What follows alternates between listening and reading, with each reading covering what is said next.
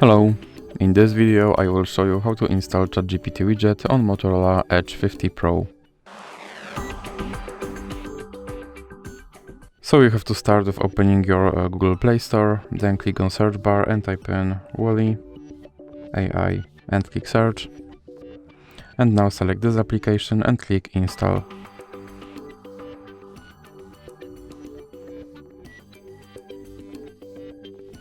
Now we can click open. And here click got it, and then click this button to skip introduction, then click not now, and then click open permissions. Now click on AI assistant and click here to allow this app to display over other apps, and then you can click back and click back again.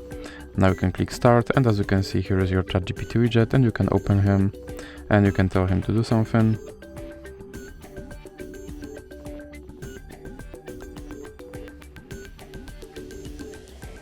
And as you can see, he responded. And if you want to remove him from your screen, just drag him into the X icon in the middle. So that's it for this video. If you liked it, please remember to leave like and subscribe.